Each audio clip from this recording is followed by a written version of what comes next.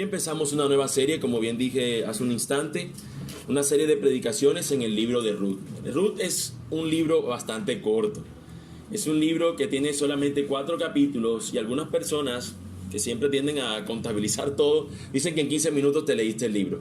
Si es un libro supremamente corto y por la gracia del Señor vamos a tener 7 predicaciones en un libro tan corto y forma parte de la misericordia del Señor y de la gracia para poder tener este libro y poder ser predicado, expuesto, y yo espero que sea apreciado por todos nosotros. A esta serie le hemos titulado Ruth, un camino al Redentor. Ruth, un camino al Redentor. La idea con este nombre es que se ha visto el libro de Ruth como si de un camino se tratase.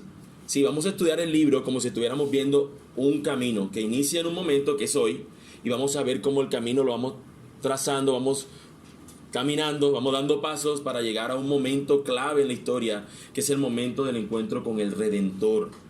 Así que, mis hermanos, yo espero que esta figura, esta ilustración, esta manera de estudiar este texto pueda tener sentido para ustedes. No es novedoso, no es algo novedoso comparar algo con un camino.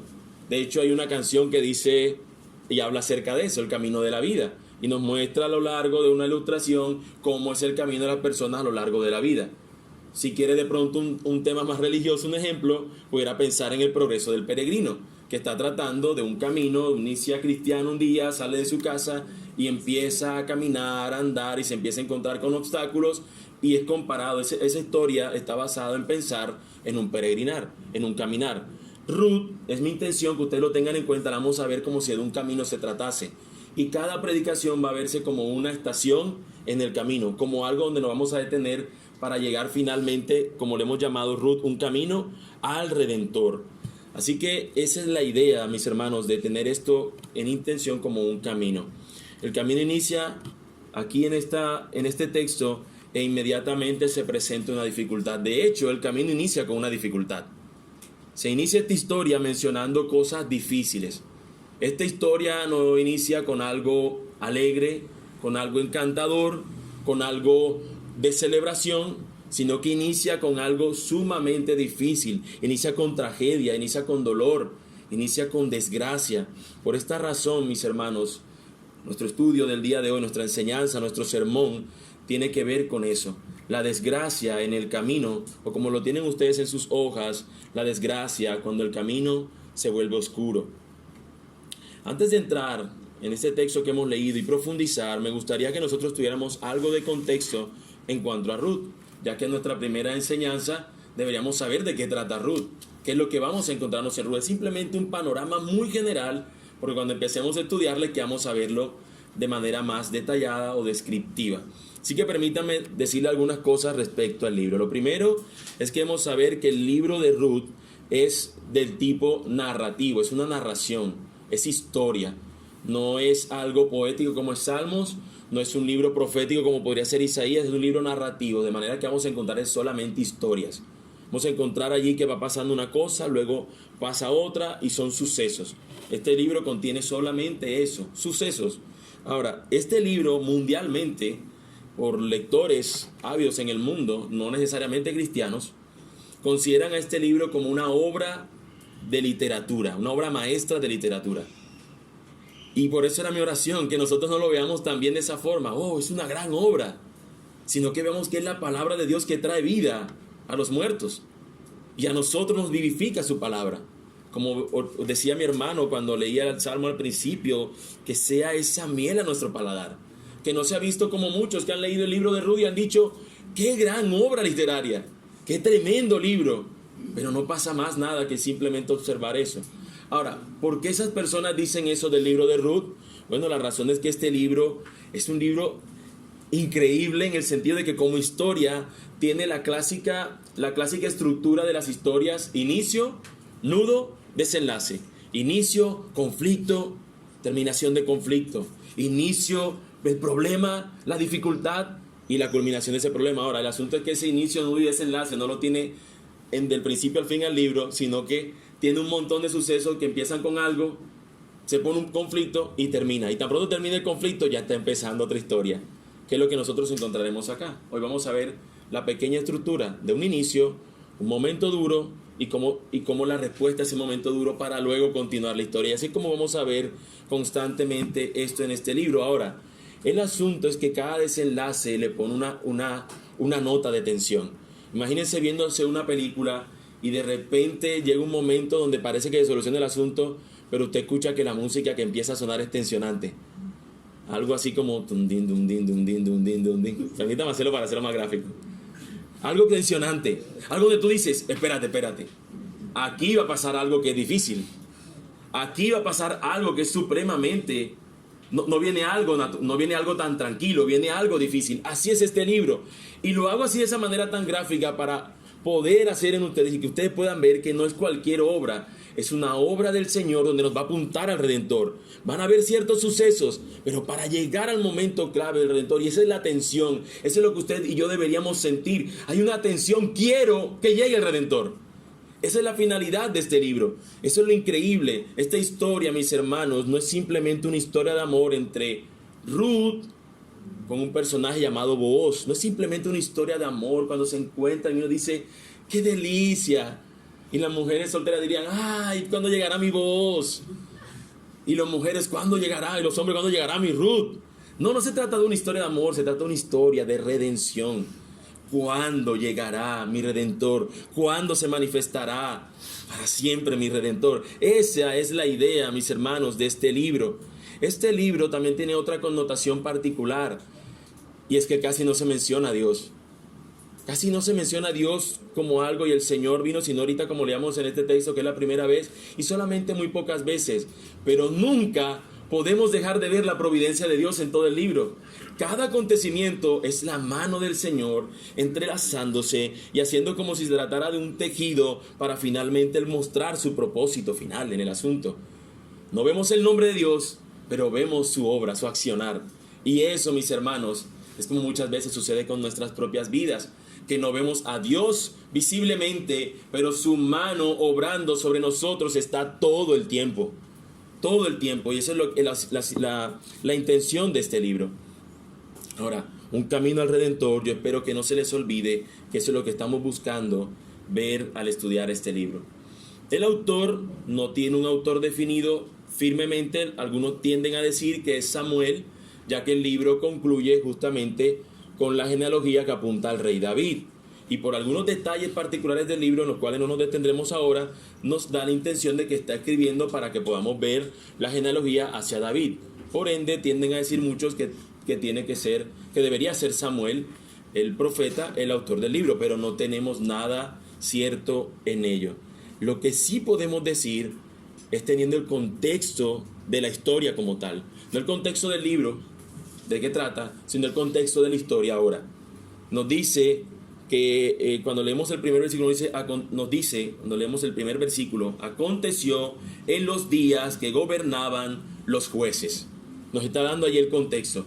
Esta situación, esta historia sucedió cuando gobernaban los jueces. Ahora, ¿qué podemos nosotros decir de los jueces? Bueno, es el libro anterior a este. Si usted quiere tener más detalles, léase todos los capítulos. Yo simplemente voy a hacer una síntesis, un resumen. El libro de Jueces tiene una frase, sobre todo al final, que la repite 4 veces, y es que en esos días no había rey en Israel y cada uno hacía lo que bien le parecía. En el tiempo de los jueces es un tiempo donde no existía rey, donde no había un rey que había sido estipulado, pero había algo que sí era importante, era que el Señor era el rey. No existía un rey humano, y la razón es porque Dios mismo era el rey de ellos. O sea que en sí no era que no existía un rey, no había un rey humano, pero el rey celestial, nuestro Dios, era el rey de esta nación.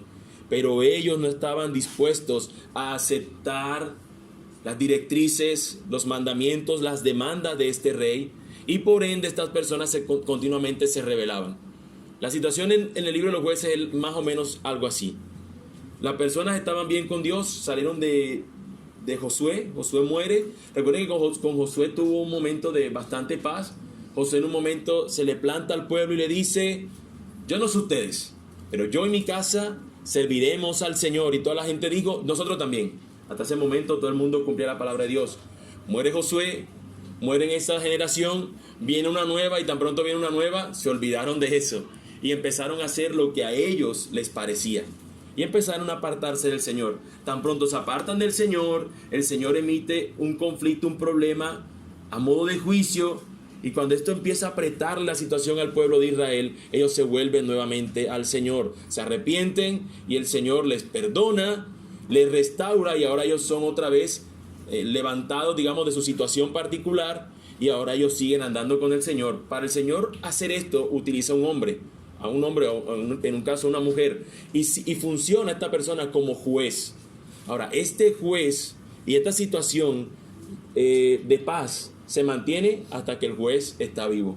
Siempre sucede así. Apenas el juez se muere, se acabó la situación y otra vez el pueblo vuelve al declive. El Señor tiene que enviar un juicio, otra vez el Señor le perdona, le restaura y así sigue este ciclo por todos los jueces que encontramos en ese libro. En ese periodo tan hostil, en ese periodo tan deplorable, tan tétrico de Israel, está esta historia tan maravillosa. En medio de ese momento difícil sucede esta historia de Ruth. Así que teniendo más o menos eso en nuestras cabezas, permítame leerle lo que un autor dice acerca de ese asunto. El libro de Ruth contiene tragedia, lealtad, amargura, humor, ternura, amor, ansiedad y una conclusión muy feliz. Tiene bien merecida su reputación como una obra maestra literaria. No solo Ruth es el relato de una hermosa historia de amor, también contiene profundo significado teológico. La idea del pariente redentor es prominente en el libro. El Antiguo Testamento aclara que quien cumple con esta función de redentor no solo debe ser pariente de sangre de la persona en necesidad de redención, sino que también debe estar dispuesto y ser capaz de redimir. Así que este redentor es hacia donde va a apuntar este libro. Habiendo dicho estas cosas, mis hermanos, como parte del contexto literario del libro, como el contexto histórico del libro y de la serie, consideremos entonces la etapa inicial con la que arranca este camino, con la que inicia este camino, el camino hacia el Redentor. Esta etapa la hemos llamado la desgracia en el camino. Iniciamos con eso. Mis hermanos, veremos esto de acuerdo a los siguientes 3 puntos, a la luz de estos 3 encabezados. El primero, saliendo de casa, versículos 1 y 2. Segundo, la desgracia fuera de casa, versículos 3 al 5. Y tercero, de vuelta a casa, versículos 6 al versículo 7. Leamos los versículos 1 y 2. Aconteció en los días que gobernaban los jueces que hubo hambre en la tierra, y un varón de Belén de Judá fue a morar en los campos de Moab, él y su mujer y 2 hijos suyos. El nombre de aquel varón era Elimelec, y el de su mujer Noemí. Y los nombres de sus hijos eran Malón y Kelión, efrateos de Belén de Judá. Llegaron pues a los campos de Moab y se quedaron allí. Curioso es que yo he escuchado muchas veces el nombre Noemí, pero nunca he escuchado los otros 3 nombres.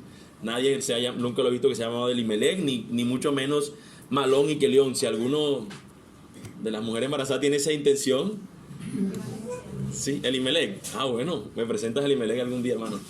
O sea, de pronto esas opciones para Harley, para Freddy ahí, no sé, Kelión, Malión.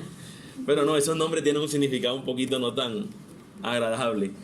Pero son curiosos, son unos nombres muy, muy curiosos, pero lo más curioso es que él los menciona. Normalmente a veces vemos historias donde no se menciona el nombre. De hecho, en este mismo libro ustedes encontrarán que al que realmente debía funcionar como redentor de Ruth, a los que conocen la historia, de ese no se menciona el nombre.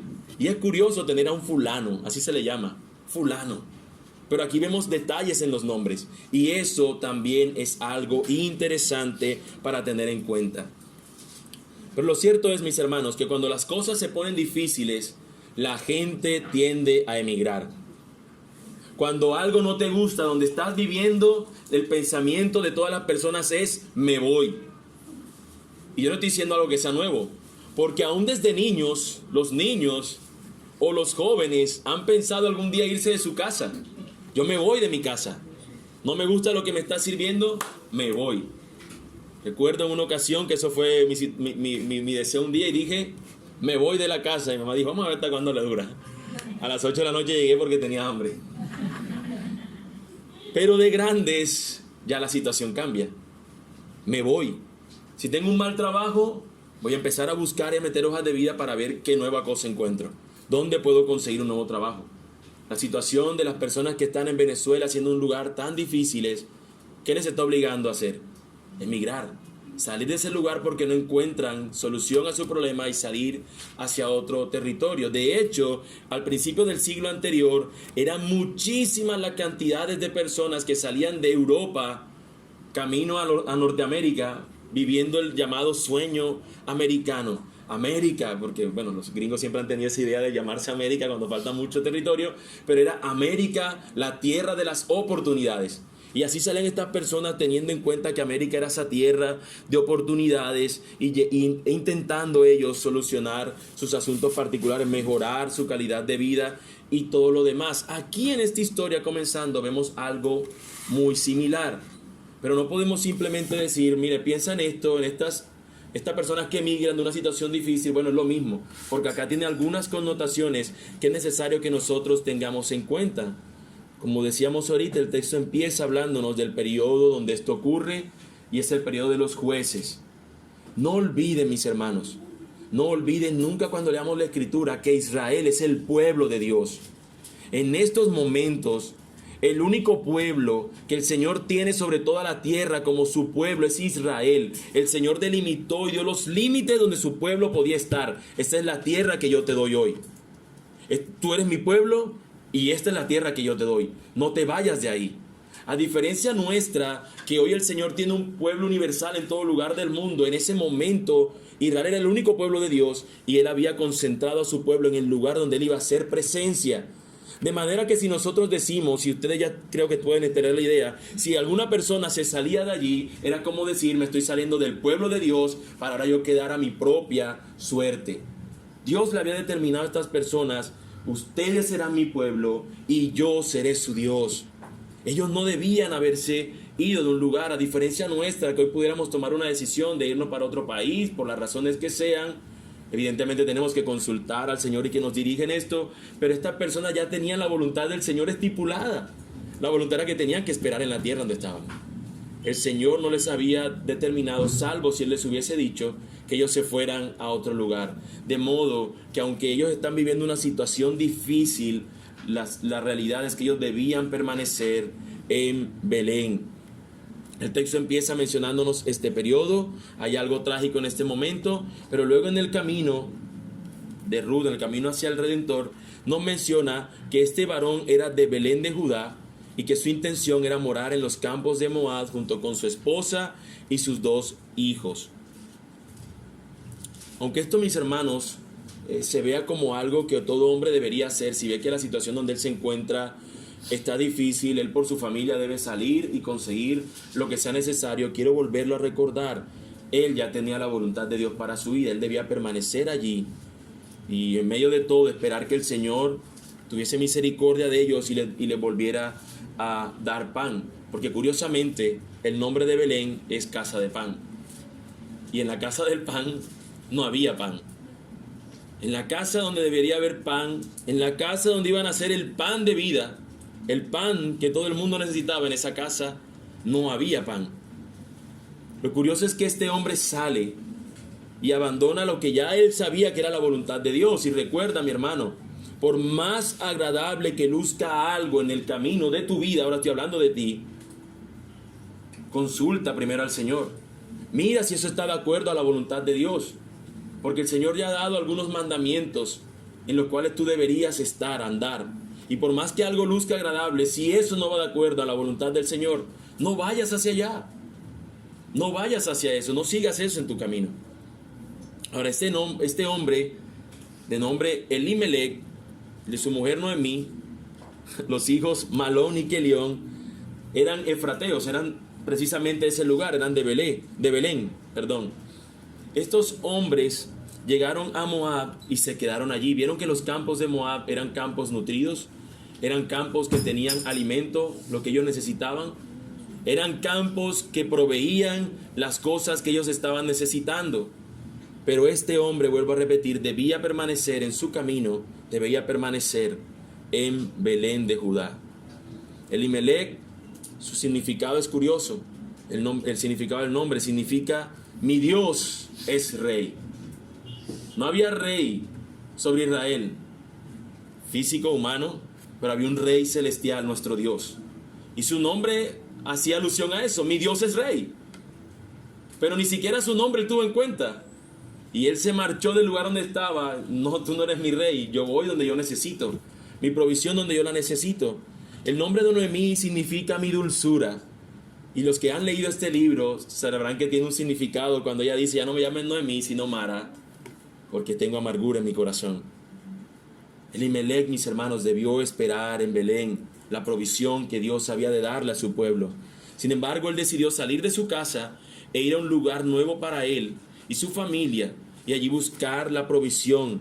Él se decidió a estar lejos de casa. Ahora, hay algo interesante también, y es que él se fue a un lugar donde Dios no quería que ellos se juntaran con esas personas. Moab. Los que no conocen la historia de cómo nace Moab, es una de las historias más horribles, quizás, horripilantes, terribles de la Escritura. Y es cuando ustedes recordarán que Abraham sale de su tierra, de su parentela, camina a la tierra prometida, y a él no le dijeron que se llevara a Lot, pero él se lleva a su sobrino Lot.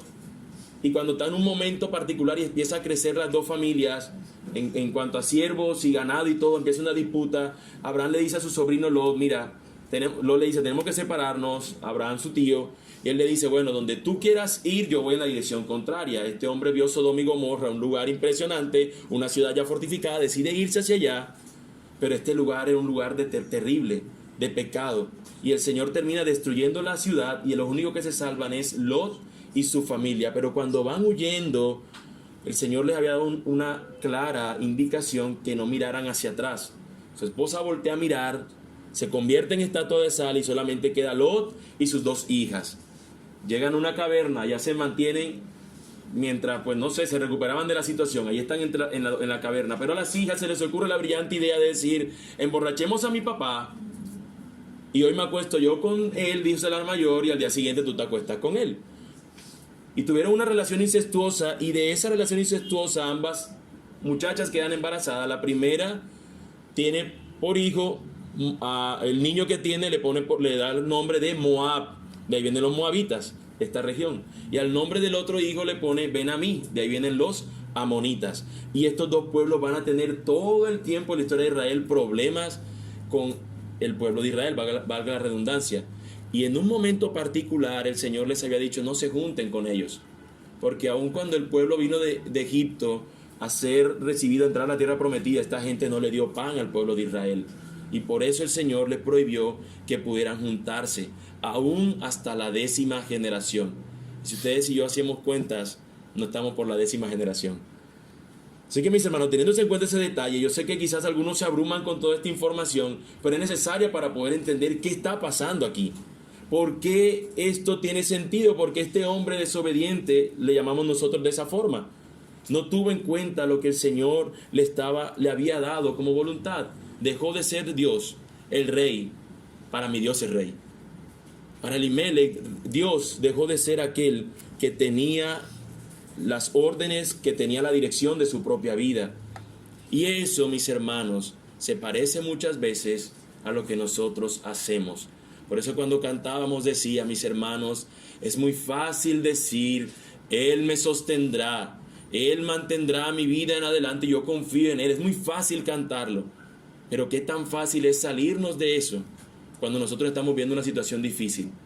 Solemos pensar solamente en el día domingo, el día donde el Señor tiene todo el lugar, pero tan pronto empieza el lunes, o bueno, el lunes festivo no mañana, sino tan pronto empieza el martes, día del trabajo, que tenemos que salir a hacer algo. Ese día ya te canté, Señor, tú eres el rey, pero ahora yo soy el rey. Y eso constantemente nos pasa a nosotros. Ahora, lo que le sucedió a ellos, le sucedió estando lejos de casa, pero ahora estaba por suceder lo peor. Y de allí nuestro segundo encabezado: la desgracia fuera de casa. Leamos los versículos 3 y 5. Nos dice: y murió Elimelec, marido de Noemí, y quedó ella con sus dos hijos, los cuales tomaron para sí mujeres moabitas. El nombre de una era Orfa y el nombre de la otra Ruth. También he escuchado muchas Ruth, pero no he escuchado casi ninguna Orfa, el nombre. Y el nombre de la otra Ruth, y habitaron allí unos 10 años. Murieron también los dos, Malón y Kelión, quedando así la mujer desamparada de sus 2 hijos y de su marido. Entonces, bueno, dejémoslo hasta allí, perdón. Desamparada de sus 2 hijos y de sus maridos. La historia inició con una situación trágica, que es la falta de alimento, y si uno pensara que eso era lo peor, el hambre que estaban pasando, ahora se suma a la situación la muerte del patriarca de la familia. En el primer versículo encontramos, en el primer versículo que acabamos de leer, en el 3, y murió Elimelec, marido de Noemí, y quedó ella con sus 2 hijos. Muere el patriarca de la familia. Esto era algo de suma importancia. No era simplemente que murió el papá de la familia, el hombre de la casa, tenía un significado aún de estructura social. Que muriera este hombre iba a afectar totalmente cómo iba a seguir la descendencia ahora en adelante, porque ahora iba a depender de los 2 hijos, de cuál era el mayor de estos, y este tenía que tomar las riendas de la casa, y a diferencia nuestra, de nuestros días, que nosotros vemos que cuando muere una persona, con él mueren las deudas. En este caso no. Cuando moría el hombre de la casa, las deudas se le seguía a la familia, si era que tenían. Entonces vemos que hay una connotación mayor, que muriera el hombre, que era el del empuje, el que tenía las riendas del hogar, las riendas del sostenimiento de su casa, que de repente muera, dejaba una total inestabilidad al hogar, a ese hogar en particular. Así que esto era muy importante. Ahora, nosotros debemos pensar también que si tú estás viviendo una situación difícil, de que te tienes que ir de tu casa, que estás lejos de lo que tú conoces, que estás lejos de tu hogar, de tu casa, de tu familia, de tu ciudad, y no solamente ahora tienes que lidiar de tratar de empezar una nueva vida en el lugar donde estás, tratando de salir adelante, que es lo que intentan estas personas, la tierra de las oportunidades, Moab. Ahora, sumado a eso, parte uno de sus seres queridos, se muere. El hombre de la casa fallece. Es una situación muy difícil, y yo creo que todos nosotros hemos experimentado esa situación difícil. Que se muera un ser cercano a nosotros afecta totalmente. Ahora, si lo colocamos en consideración de que están lejos de casa donde esa persona muere, esto le agrega un valor aún más triste. Pero el texto nos da como una esperanza, como una tranquilidad. Le quedaron sus 2 hijos. Murió el hombre de la casa, murió Elimelec, pero sus 2 hijos quedaron con vida. Quedó ella con sus 2 hijos. Ahora, ¿qué hicieron sus hijos? Tomaron para sí mujeres moabitas. El nombre de una era Orfa y el nombre de la otra Ruth, y habitaron allí unos 10 años.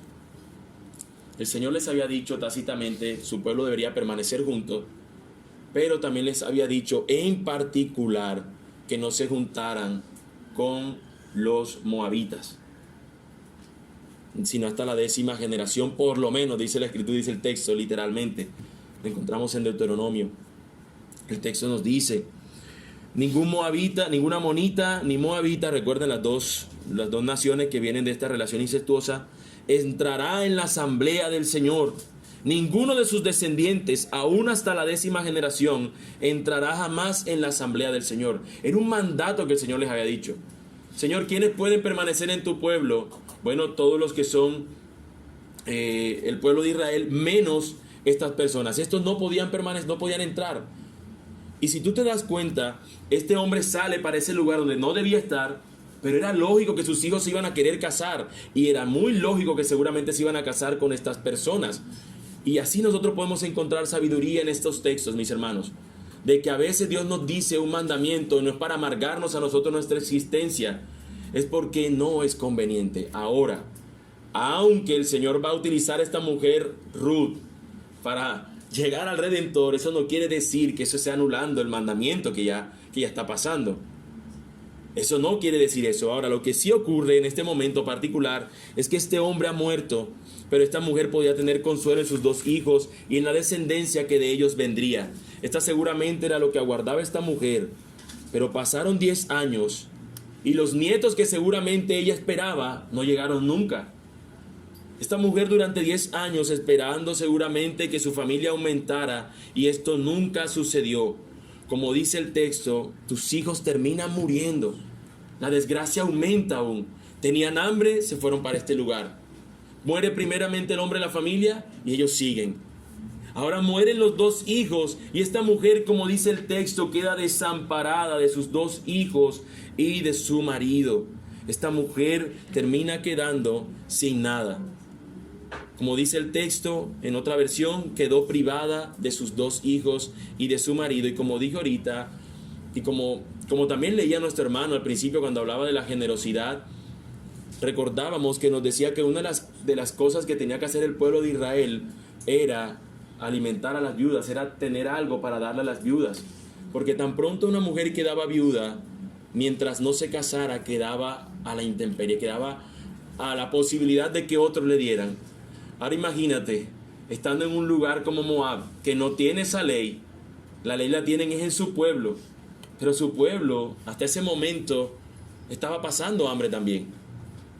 Estaba pasando una situación penosa. Así que la esperanza, el panorama que se divisa en el camino de esta persona es sumamente difícil. ¿Qué podría hacer esta mujer viuda ante tal situación? ¿Dónde yacen ahora sus esperanzas? Está difícil. ¿Para dónde coge? Y yo te pregunto a ti, de manera personal y particular, ¿a dónde vas tú cuando te encuentras en igual condición? Cuando no sabes qué hacer o cuando no sabes a dónde ir, te pregunto, ¿qué haces? ¿A dónde vas, hermano? Cuando estás en un momento de suma dificultad, ¿a dónde vas? Tú sabes bien dónde debes ir y sabes bien también lo que deberías hacer. El texto nos muestra cuál es el siguiente paso. Mis hermanos, la desgracia no es lo peor que le puede ocurrir a una persona. Lo peor que le puede pasar a una persona es estar lejos de su Señor. Es estar lejos del Señor. Y eso es lo que está experimentando ahora esta mujer que quedó desamparada. Por ende, nuestro tercer y último encabezado tiene que ver con lo que ella va a hacer. Y es devolverse a casa. De vuelta a casa. Versículos 6 y 7. Entonces se levantó con sus nueras y regresó de los campos de Moab, porque oyó en el campo de Moab que Jehová había visitado a su pueblo para darles pan. Salió pues del lugar donde había estado y con ella sus dos nueras, y comenzaron a caminar para volverse a la tierra de Judá. La intención es regresar a donde ella sabía que debía estar en un principio, o lo que nosotros sabemos que debía estar. Ya no había realmente nada en Moab para esta mujer. Noemí siente que su estadía allí solo es dolor, solo es amargura. Ya no tiene sentido permanecer ella en este lugar donde perdió a su esposo y perdió a sus dos hijos, donde seguramente no va a tener ella el sustento para su propia vida, sino realmente en su pueblo. Realmente de vuelta a casa es que ella podrá encontrar el sustento, porque es en ese pueblo, su pueblo, donde el Señor está, donde el Señor ha prometido permanecer, donde el Señor ha prometido estar con su pueblo. Ella en Moab no va a encontrar el sustento que necesita. Por eso esas palabras tienen tanto eco en la vida de ella cuando ella escuchó, estando en el campo de Moab, que Jehová había visitado a su pueblo para darles pan. El Señor estaba con su pueblo y el Señor había venido para darles pan. La razón por la que ellos se habían ido a Moab era por la ausencia de pan. Pero el Señor ha regresado. Y la manera de mostrar su presencia con su pueblo es devolviéndole a la situación normal. Ahora hay pan. Ahora los cultivos están vivos. Ahora hay manera de sembrar y poder cosechar. Ahora hay lluvia que llega al tiempo correcto para que se produzcan estas cosechas. Esto, mis hermanos, es lo que a esta mujer le resuena. El Señor ha vuelto. Y eso, mis hermanos, es lo que nosotros deberíamos pensar ante una posible situación de emigración. Muchas veces nosotros, cuando pensamos en un próximo trabajo, cuando pensamos en mudarnos, cuando pensamos en cambiarnos de ciudad, cuando pensamos en colocar a nuestros hijos en el colegio, o cualquier decisión que tomamos en la vida, simplemente a veces pensamos en la posibilidad de que sea algo mejor. Pongo a mi hijo en tal colegio porque ese colegio tiene un mejor puntaje en las pruebas ICFES, pero no nos damos cuenta realmente si los valores que enseñan son valores que son conforme a la palabra del Señor. para que el trabajo en casa no sea triple, doble, 4 veces, sino que sea algo que pueda apoyar el trabajo que tú haces desde casa. Cuando pensamos en mudarnos, a veces no nos damos cuenta si donde nos mudamos, ya eso nos costaría el poder ir a la congregación, ir a la iglesia, cuando el Señor ya ha dicho en su palabra que deberíamos congregarnos.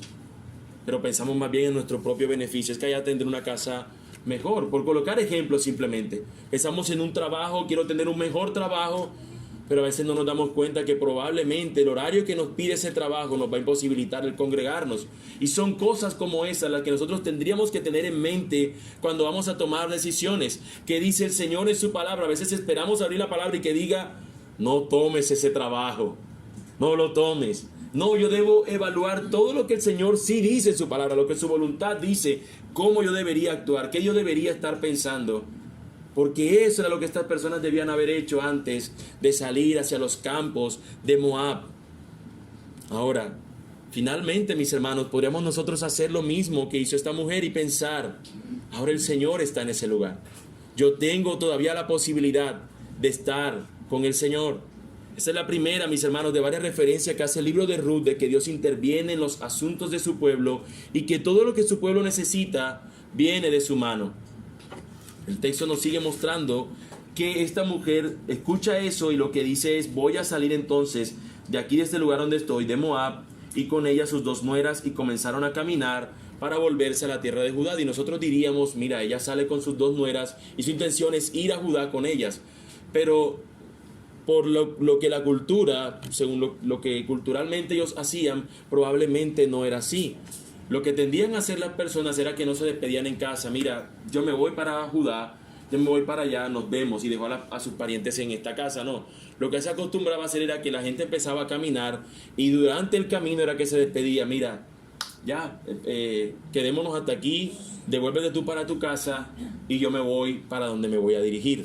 Esa era la costumbre que estas personas usaban. Así que esta mujer lo que hizo fue levantarse y durante el camino, un trayecto, ella simplemente le iba a decir a sus nueras lo que termina diciéndole más adelante: váyanse hacia su casa y yo me voy para donde me tenga que ir. Mis hermanos, hace un instante yo hacía una pregunta: ¿a dónde tú vas cuando te encuentras perdido? Cuando no sabes qué hacer o no sabes a dónde ir, ¿qué haces? ¿O a dónde vas? Y preguntarnos esto es clave en nuestras vidas. Preguntarnos esto es clave. La decisión que tomamos en nuestro camino y la ruta que tomaremos es clave, porque no es lo mismo andar de acuerdo a la voluntad del Señor que andar fuera de su voluntad. Y no me refiero a la voluntad específica de saber qué camisa me pondré mañana o qué ropa me pondré, porque eso no está en la Escritura, pero hay mandamientos, hay lineamientos que el Señor ha establecido, y de acuerdo a eso nosotros deberíamos andar. Esa voluntad que está consignada en su preciosa palabra. Permítame poner un ejemplo para dar mayor explicación a esto. Tu familia está en necesidad, tu familia está pasando por un momento de suma dificultad en lo económico. Conoces a un amigo y ese amigo resulta que tienes un amigo y resulta que le está yendo muy bien, tú no sabes qué está haciendo, pero te empiezas a tratar con él y resulta que esa persona roba, es ladrón. Y tú dices, no, eso no lo puedo hacer. Pero de repente tú dices, la situación que está pasando mi familia es muy abrumadora. Es como que voy a hacer unos cuantos asaltos con esta persona y veo ahí recupero algo de dinero. Resulta que empiezas a hacer, te metes en ese mundo y de repente empiezas a tener dinero para colocar a tu familia en una mejor posición, tus hijos en los mejores colegios, nunca les falta nada, la nevera siempre está llena. Y ahora no solamente tu familia, sino que también puedes ayudar a otros. Ahora puedo ayudar a mi mamá, a mi papá, a todos los amigos. Tú dices, qué bueno lo que estoy haciendo. Oh, qué bueno, tengo dinero ahora para dar a los otros. Pero se nos olvida de dónde está saliendo el recurso. Ahora ustedes me dirán, mira, qué ejemplo tan absurdo. ¿Quién de nosotros se nos va a ocurrir en la cabeza salir a robar? A ninguno. Cierto que no. Pero Dios ha establecido principios, mandamientos en su palabra. Y muchas veces no nos importa cumplirlos. No, yo no robo, pero sí podemos incumplir otros con tal de ver el beneficio para nuestra propia existencia. No nos importa que tengamos que dejar de hacer, que dice la Escritura, con tal de poder nosotros tener una mejor cosa. Y probablemente algunos me mirarán con rostro de yo jamás haría eso. Pero mis hermanos, ¿acaso nosotros, yo les pregunto, quién de nosotros, seguramente algunos sí, pero quién de nosotros, cuando se mudó para el lugar donde dijo, este lugar no nos convenía, después nos dice, siento que fueron 2 años que como que no era aquí este lugar, siento que fue un año como que aquí no era, y tú dices, si tan solo hubiese orado, tal vez esto no me hubiese pasado? Y no es que Dios tenga muchos caminos y tú tomaste el camino que no era la opción A, B y C. Simplemente que muchas veces, mis hermanos, mis amigos, nosotros optamos por la opción que dicta mi corazón y no por la opción que podría ser basada en la palabra del Señor. Aquellos que se sienten que tal vez los he intimidado con esto, mis hermanos, no es mi intención. Mi intención es que podamos recapacitar en estas cosas y que pudiéramos ver a Noemí como un ejemplo de que nosotros podríamos equivocarnos y la tragedia muchas veces llega a nuestra vida, la desgracia. Esta tragedia es parte del camino de la vida de estas mujeres. Finalmente, estas tragedias, estas mujeres las conducirá al Redentor. A estas mujeres la tragedia las conducirá a su Redentor y posiblemente, probablemente, yo diría que seguramente nuestras vidas son exactamente iguales. Todas las circunstancias que nosotros hemos vivido ha sido para el Señor conducirnos al Redentor. Alguien dijo una vez que hay un solo camino al Padre, Jesucristo, pero existen muchos caminos que nos llevan a Jesús, nuestro Redentor. Y en el caso particular de esta historia es la desgracia el que hemos visto. Pero ¿cuál ha sido el tuyo? ¿Cuál camino te ha llevado ante Jesús? ¿Cuál ha sido la situación? Tal vez la lamentable situación de haber perdido un ser querido. Tal vez el haber perdido un negocio. Tal vez un matrimonio que parecía no poder arreglarse. Tal vez un matrimonio que nunca pudo arreglarse y terminó en divorcio. Tal vez la ausencia de amor. ¿Qué ha sido lo que nos ha conducido al Señor? No importa que haya sido. La tragedia no es el punto de esta situación. La tragedia no es el punto principal de estos primeros versículos en Ruth. Lo principal es hacia dónde los está llevando esta situación y es hacia el Redentor. De manera que si nosotros pudiéramos pensar en las situaciones difíciles, en las circunstancias duras que hemos vivido, deberíamos darle gracias al Señor porque ellas nos acercan al Redentor, nos hacen o nos deberían hacer mirar a nuestro Dios nuevamente. En Jesús, mis hermanos, hay consuelo, hay descanso, hay paz. Pero teniendo en cuenta este libro y la principal obra de Jesús, en Él tú encuentras redención. Si tú eres un creyente, si tú eres un seguidor de Cristo, debes recordarte siempre que todo lo que viviste fue parte del plan divino para acercarte a Jesús y hacerte suyo. Y que todo lo que tú sigues viviendo de ahora en más forma parte de la providencia divina y de su obra en ti para perfeccionarte y conducirte al Redentor para que seas como Él. De modo que, mis hermanos, ya sea que nosotros hayamos creído y sigamos nuestras vidas, todo es para hacernos que nuestro camino sea un camino que nos lleve al Redentor, que nos haga crecer a la estatura de ese varón perfecto. Pero si tú estás aquí sin Cristo, probablemente estés pensando que tu situación es la peor del mundo, que tal vez tu situación es peor que perder a un familiar. No importa cuál sea esa situación, el Señor te ha conducido a este lugar. Y en este lugar lo que hemos intentado es hablar de Cristo, aun con nuestras faltas. Hemos tratado de presentarte a Cristo. Es el Redentor que tú necesitas. El Redentor que tú necesitas. Y lo necesitas porque en la condición en que estás, tu mayor problema no es la situación particular que vivas. La mayor situación que tú estás viviendo sin Cristo es que estás viviendo una vida donde el pecado es el que reina.